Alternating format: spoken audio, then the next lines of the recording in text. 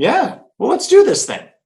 So sounds good. Sports Card Strategy Show brought to you as always by marketmoversapp.com by Sports Card Investor.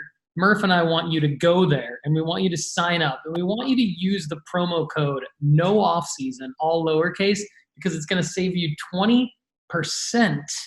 on the best place to track the data of your entire collection and learn who to buy low and when to sell them high. You get the historical graphs and charts so you can anticipate, like my man Murph does, what is the potential higher sale price of this card based on its historical data, if this player pans out or if this particular grade pans out.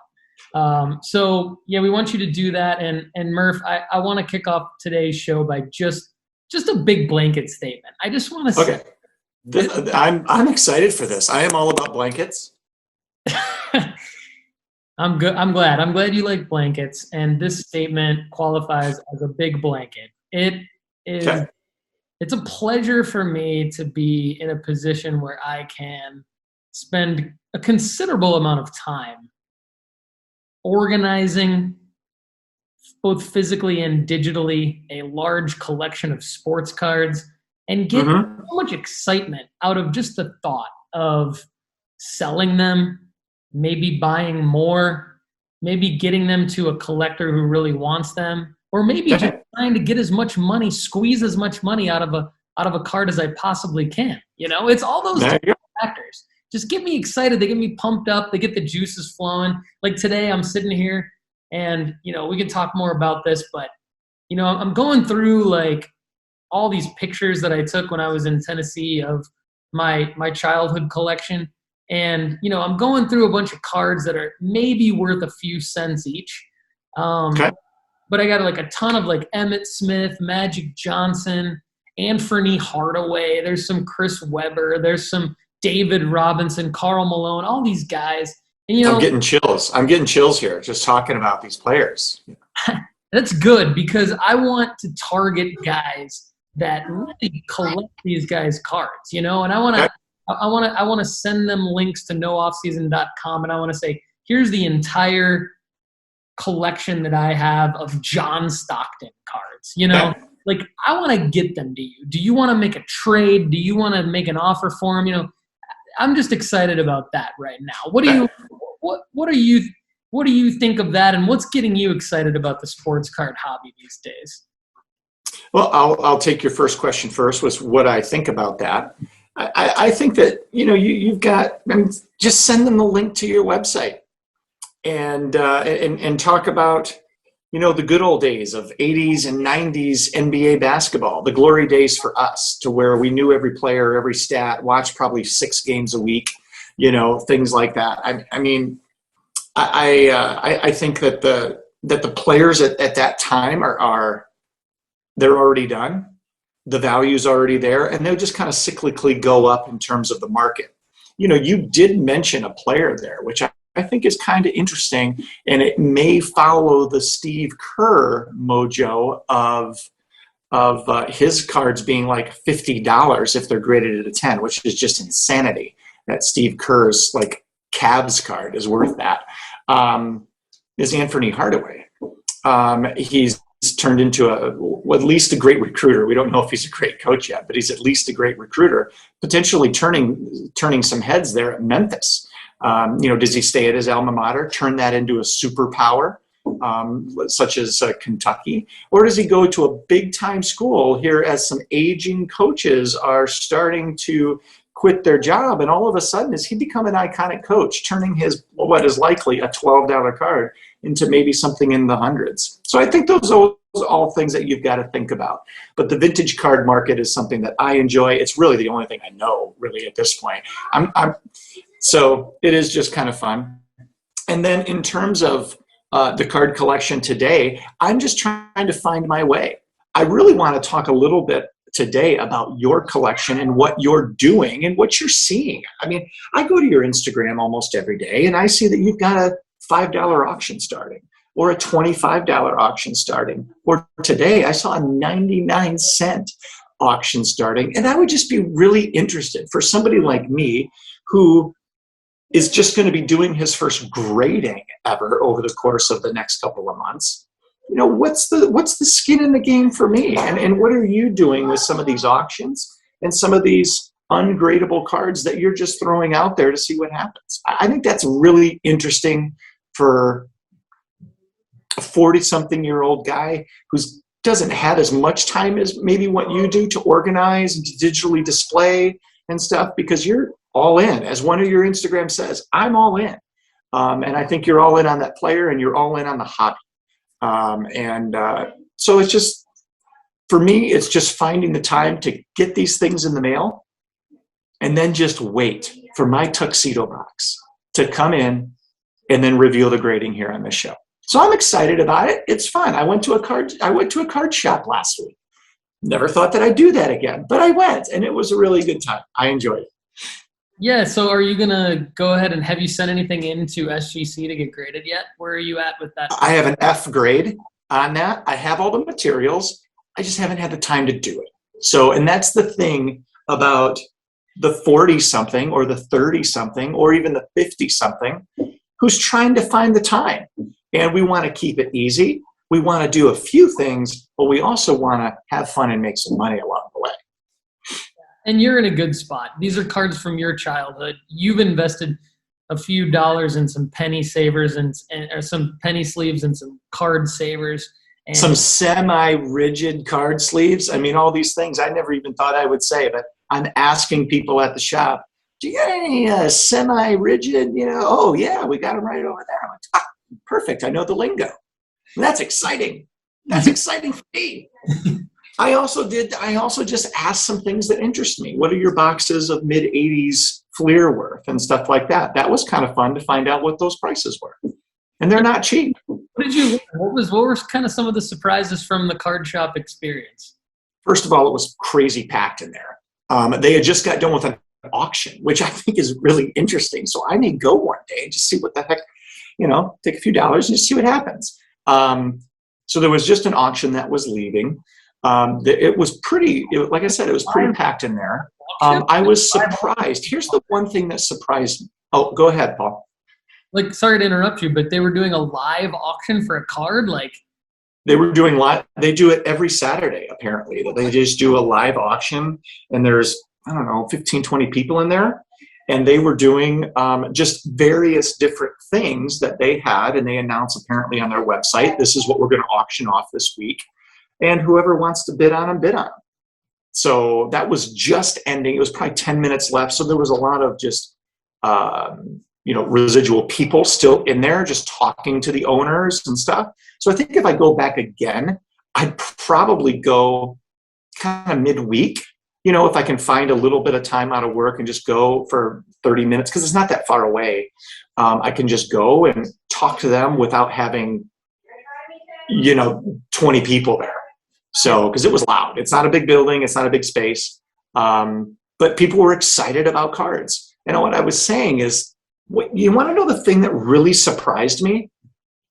Of their displayed cards out there, very, very few of them have been graded. Very few. So I was interested in that. I thought that would be an interesting topic of discussion at maybe today or at some point. But I expected to see nothing but PSA red and white labels and all of this there. I didn't see many. There were a few, but there weren't many. So I was kind of wondering, I was going to ask them at some point, it wasn't the right environment, but I was going to ask them why that was. I'm just getting back into the hobby. I'm just trying to understand it, dipping my toe into the pool. And I expected to see just nothing but that. Yeah. So it was interesting.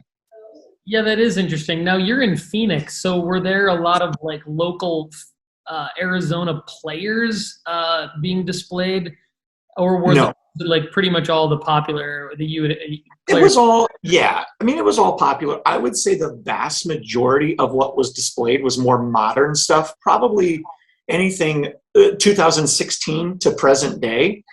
There were a fair amount of quote unquote vintage cards because, I'm vintage at this point. But there weren't as many as what I would have thought. And maybe that's was kind of wondering on the strategy of that. Is that to try to drive in the younger, the younger buyer, the younger collector? Because I wasn't looking at 1968s and 1990. I didn't know. I mean, I knew those players, but the players I knew were hundreds of dollars to buy those cards. So I was just really interested in what was there. There was a market for me there. There was a market for younger kids as well, which I thought was really cool. Well, I love that you went and supported your local card shop. You'll see the initials LCS online a lot in Facebook groups and social media and stuff. And so local card shop is a great thing to support. I'm glad you went and got your semi-ring. And I'll throw out the name. It's Hot Corner Sports Cards in Mesa, Arizona. So I just drove down to the Hot Corner. I'll probably go to the Hot Corner one of these other days. But yeah, it was good. I didn't support them very much. I literally bought $8 worth of things. But who knows? Maybe they want a wheel and deal for that 1984 box of Topps football cards that was $5,700. If I brought in 30 $100 bills, would they think about it? I don't know. Maybe. You went in, you're going to go back. You're going to be a customer. You're going to build a relationship. It's going to be mutually beneficial. And if they want to, it's going to be a lot of fun. I mean, maybe we bring them on as a show sponsor. Maybe we bring them on the show. Why wouldn't you? More traffic to them, both online and in person. Mesa absolutely is a great place to be. I've been there before to visit you, and I will gladly go back someday, assuming you will still be there. So let's talk about, let's stay on the vintage because you are Mr. Vintage, and we want to talk a little bit about what I'm doing selling cards right now. And I think it's important to talk about the actual act of selling your cards, because I think a lot of times we and other shows talk about what a card's worth, and we talk about what a card's worth like it's easy to actually get that money back, and it's really not. It's not like necessarily trading a stock where you have active buyers all the time on that market or on that platform, and there are multiple platforms. It's more like selling an antique. It's a little bit more like selling an antique. Oh, that's an interesting parallel. Than selling your stock, for example. And so, but what it's really like, and I think you'll relate to this, because you and I both have this experience professionally, is it's really like being sort of a B2B salesperson, where you're able to connect with people who are interested in your collection based on what players you have and what players and teams that they say that they're interested in. And if you treat it sort of like how you would treat a business to business sale, I think you can have a lot of success. And that's what I'm trying to do right now. So especially with the vintage. So staying on the vintage note, I talked a little bit about it earlier in the show opening, but I'm fascinated by like people's Instagram profiles, people's Twitter profiles, and then Facebook groups, being able to go in and actually see and just skim, all these different profiles and people telling you who they collect, who they piece, what teams they're interested in, what players they're interested in. And so that's the process I'm in right now. I'm doing multiple things. That's what I'm doing with my vintage, because vintage doesn't have the appeal necessarily that the modern market does on eBay. So with the vintage cards that I'm going back through, it's more of a long play. It's more of okay, let me get this thing organized. Let me get these pages built on my website where I can easily display all the players that I have, all the cards that I have for this one player, all the cards that I have for this one team. Even people have commented on posts, like somebody commented on a post that you and I did about the 1989 NBA Hoops box. And he said, hey, I just like this set.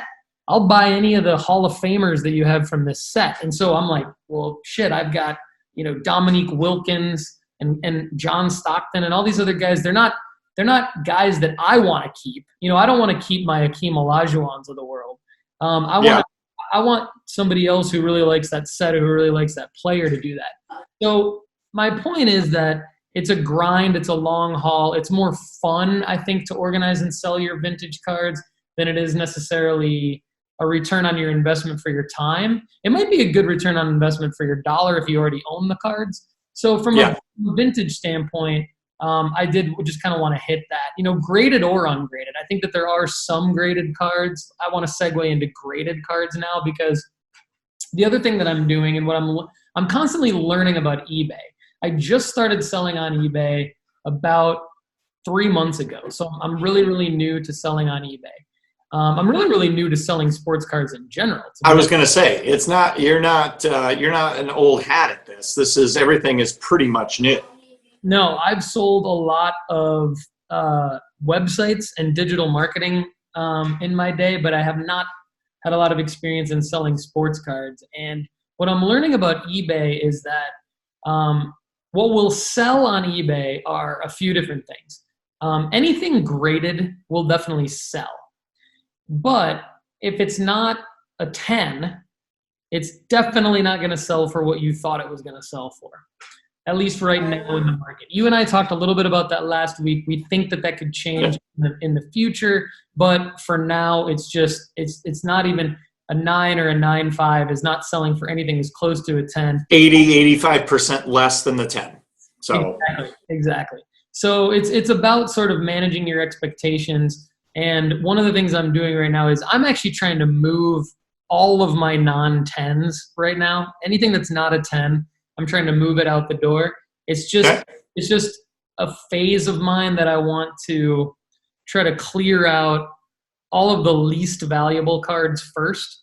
And because I think the main reason is I want to learn on my least valuable cards. And by doing that, I'm not only learning, but I'm also building a customer base. So that's the thing I actually really has pleasantly surprised me about eBay is I've been able to build more customer service based relationships than I would on eBay, because eBay has restrictions around what information you can gather from the customer and what you can message each other without getting flagged or banned and things like that. So I'm in this phase right now of take a little bit of a hit on the card price, but play the long game of try to get all 100% positive feedback, try to have people want to save me as a seller, which would mean anytime I list something, they would get an alert that I've listed something. And then also just sort of practice the customer service game and also buying things. Like I've bought a few RPAs that we've talked about on the show. I'll talk more about that. But buying things sort of helps understand the other end of who you're selling to.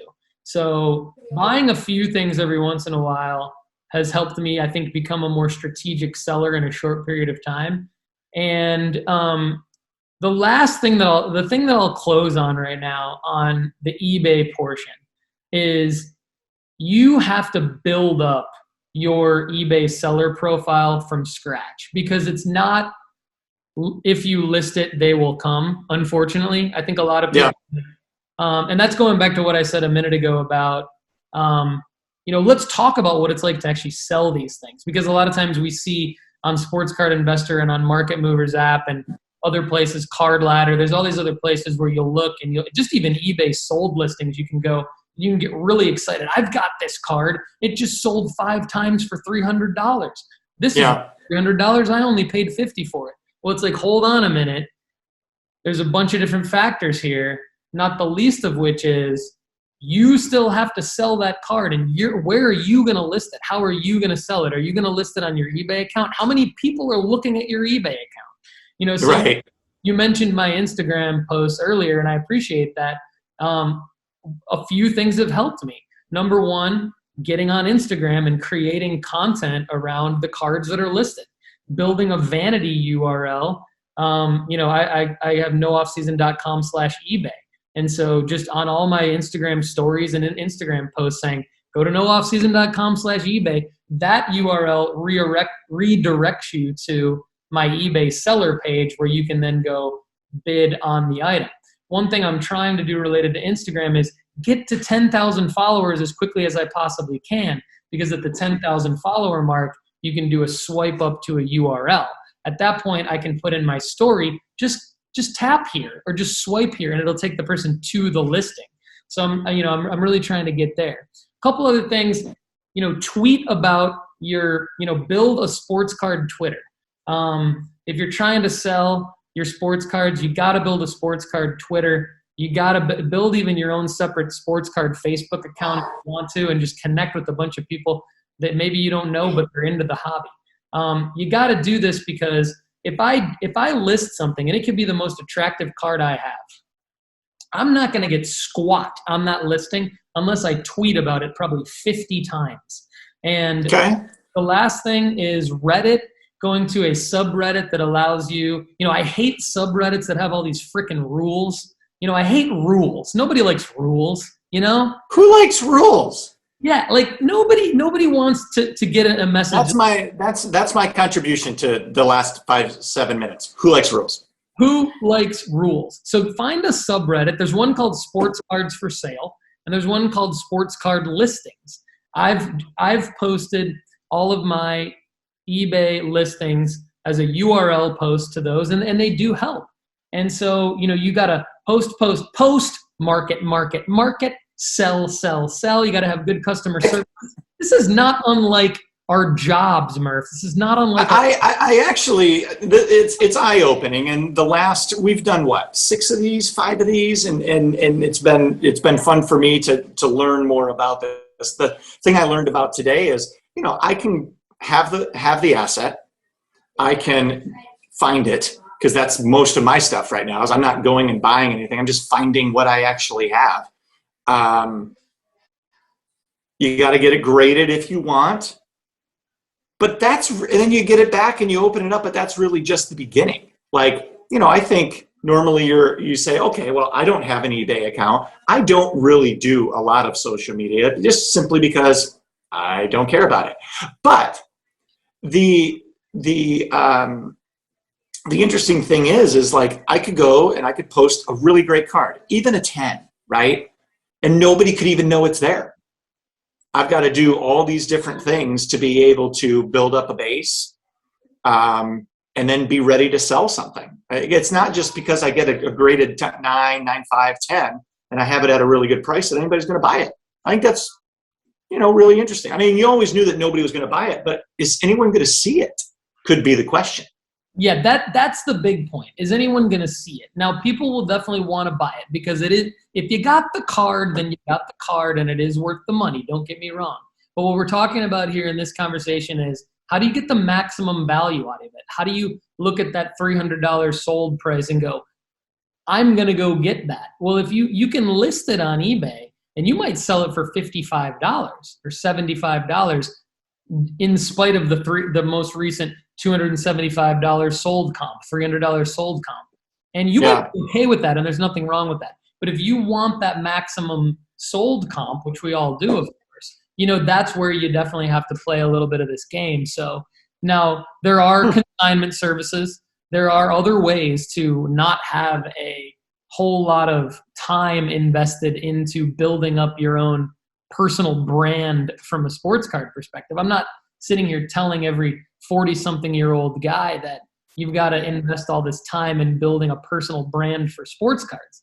But I am saying that if you do expect a real liquidity from these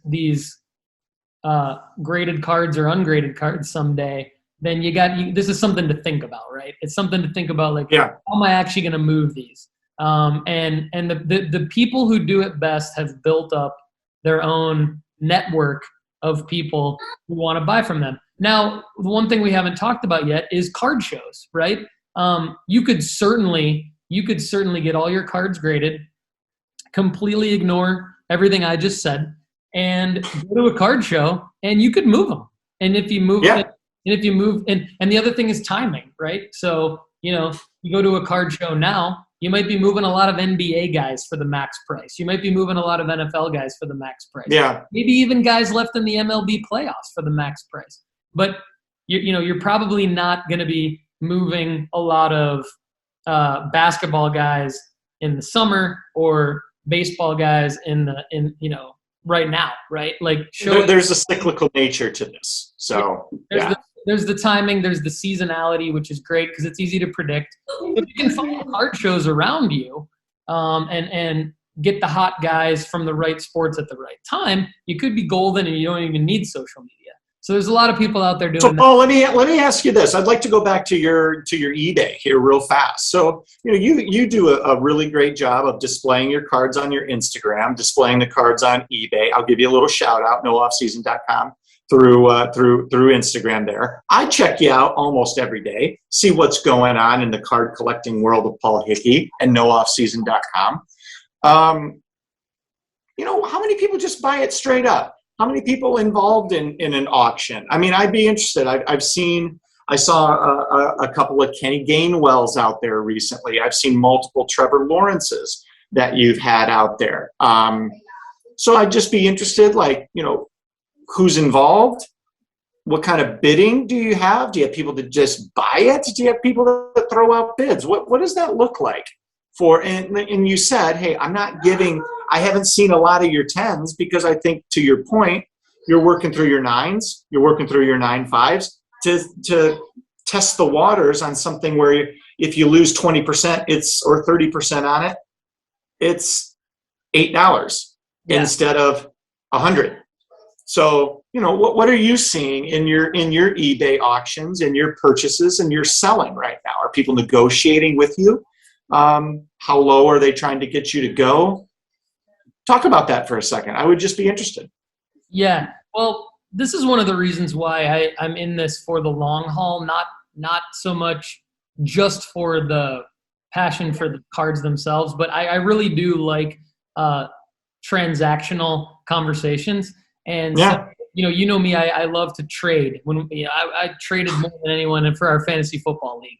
You traded a championship caliber football team to nothing. A 0-win team with the lowest possible scores I've ever seen in my life. You managed to do it, but you built it back up again.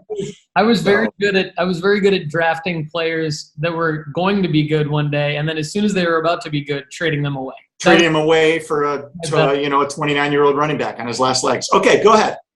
So I'm going to give a few specific examples of some transactional situations I've had recently. Real quick, I'll run you through a few examples. So one example is, I decided to list the Kylian Mbappe SGC 8 2018 World Cup sticker. Okay, so it's a pretty sought after card in a 10 or even in a 9.5. I decided to list an 8. And I listed it for a starting bid. And I'm just feeling my way through the dark on these things. I'm like, should I list it for a starting bid of 99 cents? Because that's pretty much what eBay is always suggesting that you list something for is 99 cents. But I'm not always a huge fan of that. So I'm like, you know what? I'd love to get at least $20 for this card. It's in an SGC slab. I spent $30 to get the card graded. I'd like to get 2/3 of my money back on this at least. And so I started it at a low bid of $19.99. And lo and behold, 7 days later, I had one bid, and it was for $19.99. And I sold the card to the guy for $20. And that's an example of what I was talking about earlier, where, you gain the relationship, because the guy was super happy. I got him the card right away. I messaged him. I'm like, I got more Mbappes. I've got 4 10s, 4 9.5s, a bunch of 9s. And he's like, great, send me photos. Right. So now I've got this guy in my database, if you will, my CRM, my sports CRM. And you get to say Mbappe 5 times a day. I mean, that's fun. That is super fun. And I can go back to this guy and I can say, do you want an Mbappe now? And I can do it at a time when Mbappe's cards are starting to rise a little bit more in value. Okay. So there's that situation. And I bring that up because I would say 75% of the time I've been getting one bid on a card, and it's the minimum bid. Okay. Selling it to the person for the minimum bid. Now, the other 25% of the time, it's way more exciting than that. Way more exciting. So another example is I listed a Peyton Pritchard. He's a point guard for the Boston Celtics. I think he's their third point guard. He's going into his second. Okay. I'm not a huge guy of total flyers, shots in the dark. But there's a lot of guys in the hobby that are fascinated by the rookie or the second year that could maybe do something, and maybe they, there's a bunch of different reasons why people might like a guy, and this guy happened to be hot at the moment for some reason. Well, I had a Panini Crown Royale rookie numbered, and it had gotten an SGC 10. And Crown Royale is a die cut card, so a lot of people love these die cut cards. And so I listed the SGC 10. I'm like, it's the only card I got of this guy. Let me throw it out there and see what happens. Well, I listed it for 99 cents because I wanted to test what's it like when you list a card for 99 cents. Well, lo and behold, within one day in a 7-day auction, there's like 20 bids on this guy, and he was already up. The card's already up to like, $45. And I'm like, holy shit. Like, Mbappe is the best soccer player in the world, and I get one bid. I got the third point card, 10th man off the bench in Boston, and this thing's going for $45. It's going for $40, and ended up that's interesting. Card for over $100 for the SGC 10. So when you lose $10 on the Mbappe, you gain $70 on the Peyton Pritchard card, and you got stuff like that going on. So the last thing I'll say is, you asked about negotiating, right? Well, interesting thing happened today, actually. I listed a Justin Herbert rookie patch numbered to 7. And by the way, love that guy. Just going to tell you, love him. I know. Be fantastic. I mean, Herbert is kind of an enigma in the hobby right now to me, because I believe as a player he's going to continue to do very, very well for himself in his NFL career. Yeah. The weird thing with him is his card value is so high, even compared to like Peyton Manning and John Elway and all sorts of other guys, that you're just like, you know what? If for this guy's card value to rise anymore, he's going to have to be better than Brady. He just is. Cards are just oh my gosh, ridiculously expensive. So I'm sitting there with a Herbert card, and it's probably worth about $200. And I'm thinking, what could be time to move this thing? It just right, yeah. I'd rather have the $200. So I put it out there, and I decided to. I had already listed it on eBay as a buy it now only, not in an auction, and I had got offers. And I had accepted the offers for around $200, and the people never paid. Now this happens too. Sometimes you sell a card and the purchaser doesn't pay. And what happens in that scenario is you just wait until eBay tells you that you can relist it for free with no penalty. So I just relist it. And so I list this Herbert card, and it's a $36 opening bid is what eBay suggests. And I'm like, whatever, I'll take what they suggest. So within like a few hours, it had 2 bids, and it was up to $37. Now this means with 7 days left in the auction, this thing's going to sell for over $100. You get that kind of traction. Yeah. It's going to sell for over $100. So then somebody who had bid on the card but then been outbid sent me a message and said, "Can I buy this now from you? I'll give you $180 for it."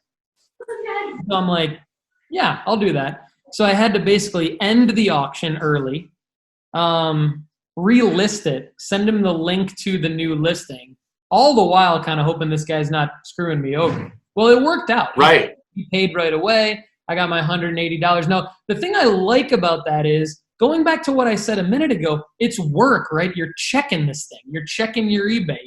You're posting about it on Instagram. You're posting about it on Twitter. It's one card. I've got the cash in my bank account now. I don't have to worry about posting about it. I can post about other cards. So there's all sorts of stuff happening. Yeah, it's fun. But I like the well, I think that's, are you making a few dollars? For sure. Do you have this is part of your day job. I mean, obviously you've got data-driven design that is big.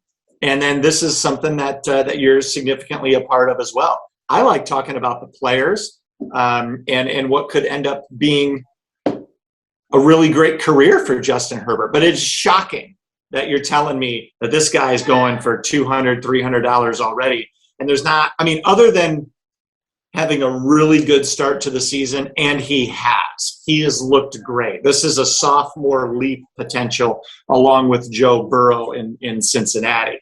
But it's just shocking to me that you're saying, oh, if when do you buy the dip on Justin Herbert? Let me ask you that. And this may be our last little thing that we talk about today. I mean, when do you buy the dip? What does it have to dip to before you're going to go into the well and use some of the cash that you have on hand right now from some of these 8s, 8.5s that you're selling and go get yourself a 10 Herbert? How much does it have to go down based on what you're seeing? 60% because the hype machine is just going? What does it need to go down for you to get into the mix? I think, I got to see Herbert make a strong playoff run because I'm learning that winning games in football means more than anything else, especially for quarterbacks.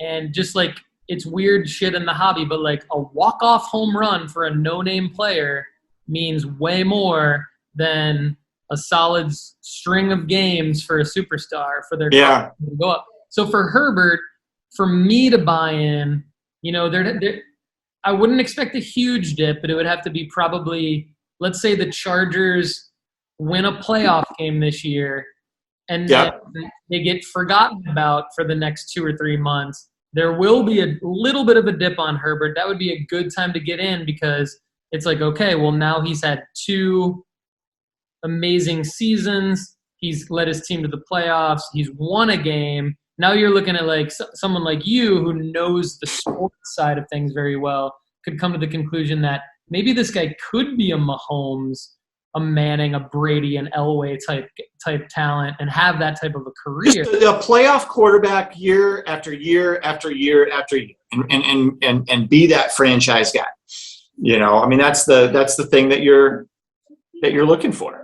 Yeah, you're in now you're into Herbert for the long term, not as a quick flip, and you can make some money off of it. But there is no quick flipping a guy like Justin Herbert right now. Not right now. It's people. Okay, all right. I got a couple of names for you, Paul. Yeah, I got a couple of names for you that I just think are interesting, because I think they're in good situations, and I think they're around. They're. This is in the NFL. Okay, I'm going to throw you a couple of names. The first one is Van Jefferson. All right. I'm thinking you can go and get some pretty good cards for this guy for like $5. Okay. Here's the thing. Here's the thing I like about Van Jefferson. He's got a great quarterback that's probably going to play another 4 quotes. Great quarterback. Okay. He's with a very competent quarterback that he's in a good offense with 2 players that are currently above him who typically get hurt, who always miss 5 or 6 games. This guy was basically playing freaking special teams last year, and now he's catching balls, getting 7 targets from one of the best quarterbacks in the NFL right now. I like this as a buy low candidate. I also like a little guy by the name of KJ Osborne. He has made a massive jump from special teams. That's all he did in Minnesota last year. I think he played like 7 snaps or something like that on offense. Adam Thielen isn't getting any younger. Chris Carter is not walking through that door. This is a pretty solid team, pretty good organization. I'm not totally a Kirk Cousins believer, but I'm telling you, when you move from special teams and now you're getting 8 targets a game in Minnesota, that shows improvement. A lot of these guys are special teams guys for years, and now all of a sudden you're getting 7, 8 targets a game. I just have a feeling you get a chance to buy an SGC 10, PSA 10 on these 2 guys. I think you're going to be happy a few years from now. Just my call of the week. Murph, before I comment on those 2, do you got anyone else? Because you're on fire right now. Who else do you have? Quez. Give me Quez in Philly. That's another one. He is so deep. Quez is going to take off Rieger in no time. All right? Rieger was what was he, a first, second round pick last year, highly regarded. I'm telling you, it's just a matter of time before the talent, when you've got the Devonta and Quez show going on with Jalen Hurts in Philly. They got a long ways to go, but I'm telling you, those 3 guys $5 for 10s, 50 later. That's my calls of the week. Oh, you're the best, man. This is awesome. You're getting me excited. So first of all, I will share. I know we got. I only have like seconds left, and I got to let you go. I know we got to wrap it up. You can drop off at any point, and I'm going to drop off right now because I do have a con call. But talk about those three guys because I like them, and you should too. I got to let you go. NoOffSeason.com Sports Card Strategy Show, MarketMovers.com, No Off Season, all lowercase. Get your trends and find out what Van, KJ, and Quez are doing today. Paul, we'll talk to you later. Murph, great stuff as always. So here's my analysis on what Murph just said, everyone.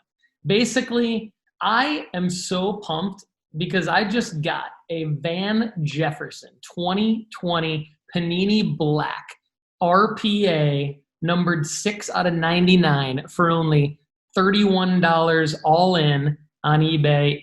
I have already received it, and I'm ready to watch Murph's predictions come true on Van Jefferson. I also read that Van is one of the top route runners in the NFL and that he has been running routes with some of the top guys in the offseason. And even the top guys admit that Van Jefferson is one of the best young route runners in the NFL, if not the best, which took me by a huge surprise. And so putting all the pieces together with everything Murph just said about Van Jefferson, playing with Matt Stafford on a great LA Rams team that should be making it far into the playoffs this year, he could be their future number one wide receiver. So I'd like to at least 3x, maybe even 4 or 5x my investment on that $30 RPA. Now let's talk about KJ Osborne because I know a lot about the NFL, but I do not know a lot about KJ Osborne, and that's why I wanted my man Murph on the show. So I am looking at KJ Osborne rookie ticket autographs as well as RPAs right now. There's some contenders rookie ticket autos listed on eBay right now, and they are all being bid on, but they're all under my budget, way under my $50 per card budget on these types of things. And there are people in the hobby that are thinking very highly of KJ Osborne because there are some buy it now or best offers that are up around or over $100. So KJ Osborne definitely gaining some momentum. Great call there by Murph. I might look into buying some KJ Osborne myself this week. Now, Quez Watkins is a guy that Murph is high on. I'm the Jalen Reagor guy. I got a Jalen Reagor RPA earlier this week for well under my $50 per card budget. I believe it was under $30, right around $25. I've got that listed on nooffseason.com right now. I think the value of that card should go up as Reagor is bound to have at least a few good games. Quez Watkins, though, let's take a look at him. I mean, there are autographed prisms, green pulsar, auto silver, playoff ticket auto. There is a pink hollow auto. These are all for auction, and they're all under $10 currently. Now, that doesn't mean that they're going to go for under $10. They could go for $200. We don't know yet. But these are very affordable to bid on. Get in the mix on Quez Watkins. I'll tell you, there's not many people I trust more than Murph on these types of predictions. So we're putting all the pieces together on the Sports Card Strategy Show. We're bringing you my intense learning in the hobby, and we're bringing you Murph's intensity as it comes to player scouting and just having an amazing gut feeling on what's going to happen. Everybody, thank you so much for watching and listening to the Sports Card Strategy Show brought to you by Market Movers app by Sports Card Investor. Use the promo code NOOFFSEASON, all lowercase, to save 20%.